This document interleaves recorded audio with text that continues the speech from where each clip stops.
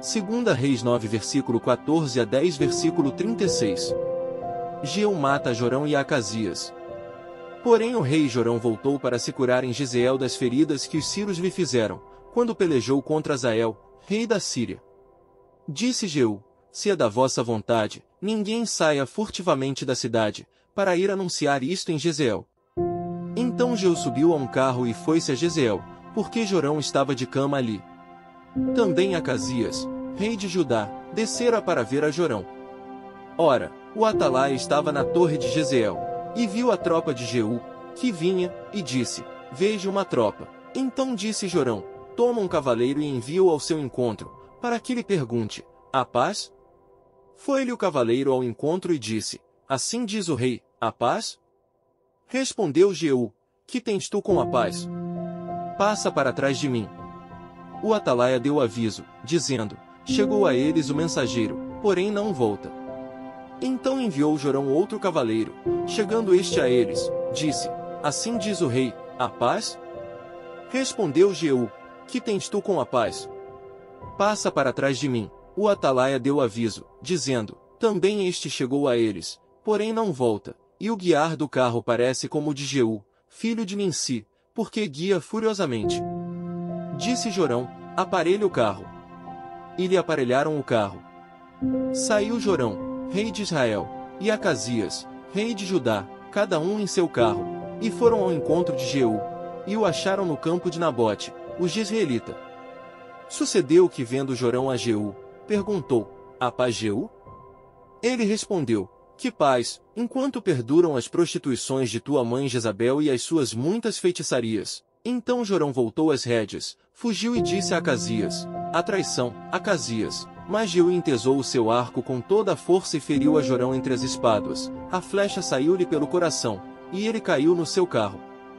Então Jeú disse a Bidcar, seu capitão: toma-o, lança no campo da herdade de Nabote, o jezreelita, pois, lembra-te de que indo eu e tu, juntos, montados após Acabe seu pai, o Senhor pronunciou contra ele esta sentença: tão certo como vi ontem à tarde o sangue de Nabote e o sangue de seus filhos, diz o Senhor, assim te retribuirei neste campo, diz o Senhor. Agora, pois, toma-o e lança-o neste campo, segundo a palavra do Senhor. À vista disto, Acasias, rei de Judá, fugiu pelo caminho de Bet-Agã, porém Jeú o perseguiu e disse: feri também a este, e o feriram no carro, à subida de Gur, que está junto a Iblião. E fugiu para Megido, onde morreu. Levaram-no os seus servos, num carro, a Jerusalém e o enterraram na sua sepultura junto a seus pais, na cidade de Davi. No ano 10º de Jorão, filho de Acabe, começara Acasias a reinar sobre Judá. A morte de Jezabel. Tendo Jeú chegado a Jezreel, Jezabel o soube, então, se pintou em volta dos olhos, enfeitou a cabeça e olhou pela janela. Ao entrar Jeú pelo portão do palácio, disse ela: teve paz em Ri, que matou a seu senhor. Levantou ele o rosto para a janela e disse: quem é comigo? Quem? E 2 ou 3 eunucos olharam para ele. Então disse ele: lançai-a daí abaixo. Lançaram-na abaixo, e foram salpicados com o seu sangue a parede e os cavalos, e Jeú a atropelou. Entrando ele e havendo comido e bebido, disse: olhai por aquela maldita e sepultai-a, porque é filha de rei. Foram para sepultar, porém não acharam dela senão a caveira, os pés e as palmas das mãos. Então, voltaram e lhe fizeram saber. Ele disse: esta é a palavra do Senhor, que falou por intermédio de Elias, o tesbita, seu servo, dizendo: no campo de Jezreel, os cães comerão a carne de Jezabel.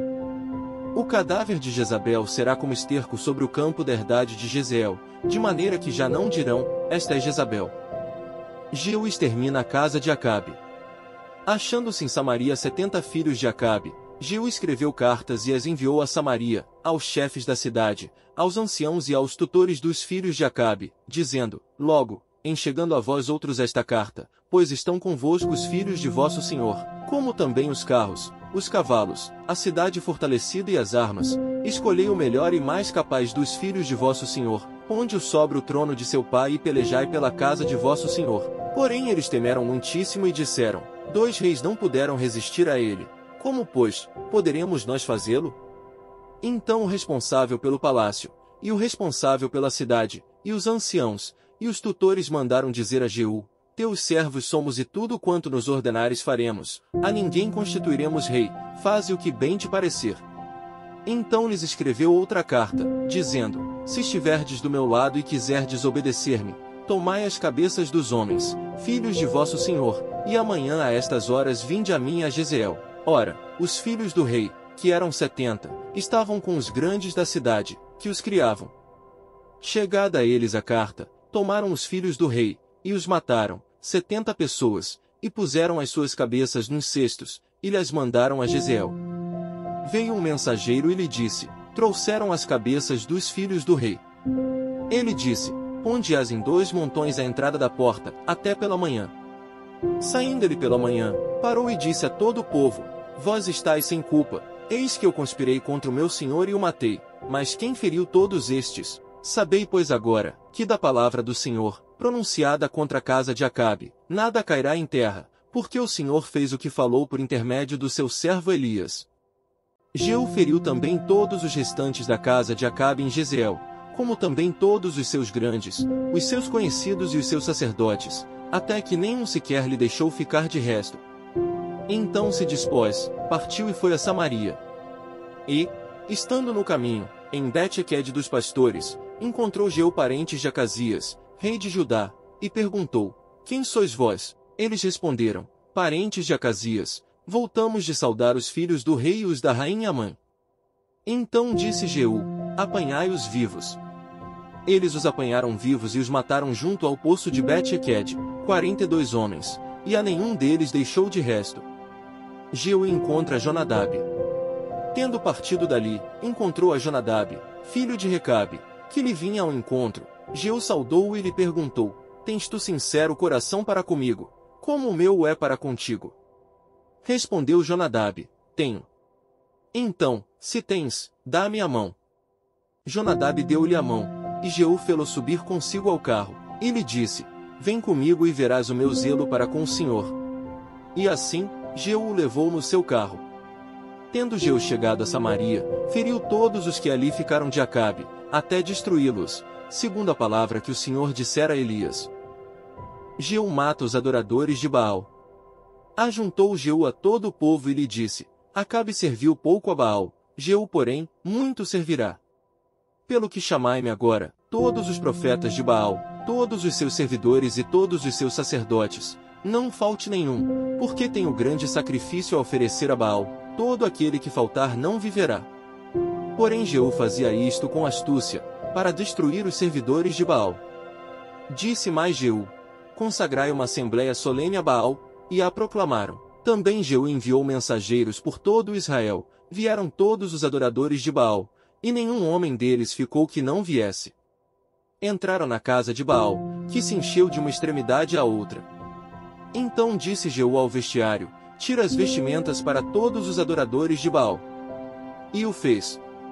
Entrou Jeú com Jonadab, filho de Recabe, na casa de Baal e disse aos adoradores de Baal: Examinai e vede bem não esteja aqui entre vós algum dos servos do Senhor, mas somente os adoradores de Baal. E entrando eles a oferecerem sacrifícios e holocaustos, Jeú preparou da parte de fora 80 homens e disse-lhes: Se escapar algum dos homens que eu entregar em vossas mãos, a vida daquele que o deixar escapar responderá pela vida dele.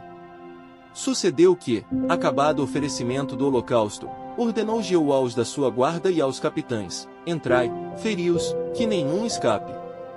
Feriram-nos a fio de espada, e os da guarda e os capitães os lançaram fora, e penetraram no mais interior da casa de Baal, e tiraram as colunas que estavam na casa de Baal, e as queimaram. Também quebraram a própria coluna de Baal, e derribaram a casa de Baal, e a transformaram em latrinas até ao dia de hoje. Assim, Jeú exterminou de Israel a Baal. Porém não se apartou Jeú de seguir os pecados de Jeroboão, filho de Nebate, que fez pecar a Israel, a saber, dos bezerros de ouro que estavam em Betel e em Dan. Pelo que disse o Senhor a Jeú: Porquanto bem executaste o que é reto perante mim e fizeste a casa de Acabe segundo tudo quanto era do meu propósito, teus filhos até a 4ª geração se assentarão no trono de Israel. Mas Jeú não teve cuidado de andar de todo o seu coração na lei do Senhor, Deus de Israel, nem se apartou dos pecados que Jeroboão fez pecar a Israel. A morte de Jeú. Naqueles dias, começou o Senhor a diminuir os limites de Israel, que foi ferido por Hazael em todas as suas fronteiras, desde o Jordão para o nascente do sol, toda a terra de Gileade, os Gaditas, os Rubenitas e os Manassitas, desde Aroer, que está junto ao vale de Arnon, a saber, Gileade e Bazã. Ora, os mais atos de Jeú, e tudo quanto fez, e todo o seu poder, porventura, não estão escritos no livro da história dos reis de Israel? Descansou Jeú com seus pais, e o sepultaram em Samaria, e Jeoacás, seu filho, reinou em seu lugar. Os dias que Jeú reinou sobre Israel em Samaria foram 28 anos. Atos 17. Paulo e Silas em Tessalônica.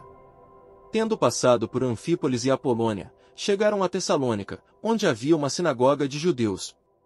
Paulo, segundo seu costume, foi procurá-los e por 3 sábados, arrazoou com eles acerca das Escrituras, expondo e demonstrando ter sido necessário que o Cristo padecesse e ressurgisse dentre os mortos, e este, dizia ele, é o Cristo Jesus, que eu vos anuncio.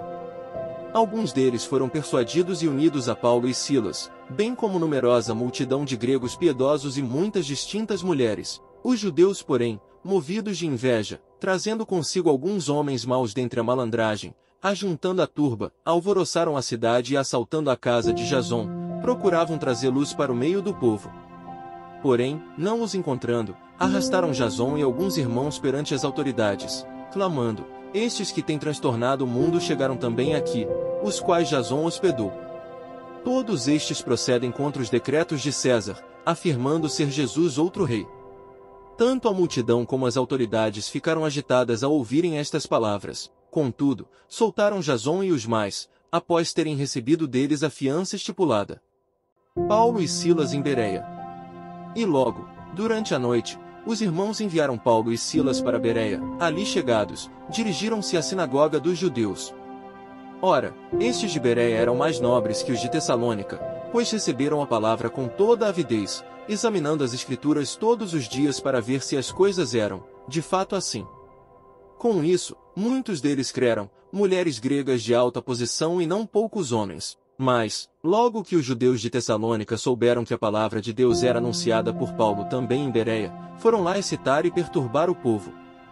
Então, os irmãos promoveram sem detença a partida de Paulo para os lados do mar. Porém Silas e Timóteo continuaram ali. Os responsáveis por Paulo levaram-no até Atenas e regressaram trazendo ordem a Silas e Timóteo para que o mais depressa possível fossem ter com ele. O discurso de Paulo em Atenas. Enquanto Paulo os esperava em Atenas, o seu espírito se revoltava em face da idolatria dominante na cidade. Por isso, dissertava na sinagoga entre os judeus e os gentios piedosos, também na praça, todos os dias, entre os que se encontravam ali. E alguns dos filósofos epicureus e estoicos contendiam com ele, havendo quem perguntasse, que quer dizer esse tagarela? E outros, parece pregador de estranhos deuses, pois pregava Jesus e a ressurreição. Então, tomando consigo, o levaram ao Areópago, dizendo, poderemos saber que nova doutrina é essa que ensinas? Posto que nos trazes aos ouvidos coisas estranhas, queremos saber o que vem a ser isso. Então, Paulo levantando-se no meio do Areópago, disse, senhores atenienses, em tudo vos vejo acentuadamente religiosos. Porque, passando e observando os objetos de vosso culto, encontrei também um altar no qual está inscrito, ao Deus desconhecido. Pois esse que adorais sem conhecer é precisamente aquele que eu vos anuncio. O Deus que fez o mundo e tudo o que nele existe, sendo ele Senhor do céu e da terra, não habita em santuários feitos por mãos humanas. Nem é servido por mãos humanas, como se de alguma coisa precisasse, pois ele mesmo é quem a todos dá vida, respiração e tudo mais. De um só fez toda a raça humana para habitar sobre toda a face da terra, havendo fixado os tempos previamente estabelecidos e os limites da sua habitação. Para buscarem a Deus se porventura, tateando possam achar, bem que não está longe de cada um de nós. Pois nele vivemos, e nos movemos, e existimos, como alguns dos vossos poetas têm dito, porque dele também somos geração. Sendo, pois, geração de Deus, não devemos pensar que a divindade é semelhante ao ouro, à prata ou à pedra, trabalhados pela arte e imaginação do homem. Ora, não levou Deus em conta os tempos da ignorância, Agora, porém, notifica aos homens que todos, em toda parte, se arrependam, porquanto estabeleceu um dia em que há de julgar o mundo com justiça, por meio de um varão que destinou e acreditou diante de todos, ressuscitando-o dentre os mortos. Uns zombam, outros creem.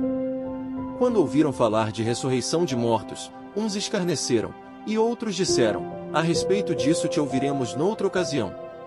A essa altura, Paulo se retirou do meio deles. Houve, porém, alguns homens que se agregaram a ele e creram. Entre eles estava Dionísio, o Areopagita, uma mulher chamada Dâmaris, e com eles, outros mais. Salmos 144. Ações de graças pela proteção de Deus. Bendito seja o Senhor, rocha minha, que me adestra as mãos para a batalha e os dedos, para a guerra. Minha misericórdia e fortaleza minha, meu alto refúgio e meu libertador, meu escudo, aquele em quem confio e quem me submete o meu povo. Senhor, que é o homem para que dele tomes conhecimento? E o filho do homem, para que o estimes? O homem é como um sopro, os seus dias, como a sombra que passa. Abaixa, Senhor, os teus céus e desce, toca os montes, e fumegarão. Despede relâmpagos e dispersa os meus inimigos, arremessa as tuas flechas e desbarata-os. Estende a mão lá do alto, livra-me e arrebata-me das muitas águas e do poder de estranhos, cuja boca profere mentiras, e cuja direita é direita de falsidade. A ti, ó Deus, entoarei novo cântico, no saltério de 10 cordas, te cantarei louvores. É ele quem dá aos reis a vitória, quem livra da espada maligna Davi, seu servo.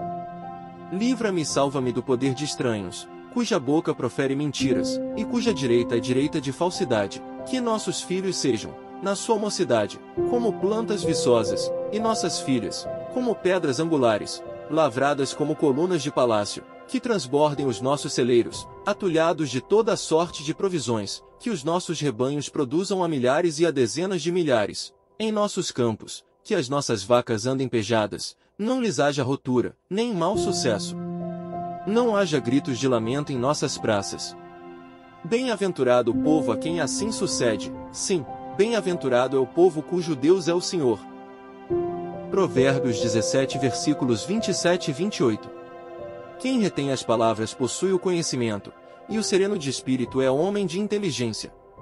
Até o estulto, quando se cala, é tido por sábio, e o que cerra os lábios, por sábio.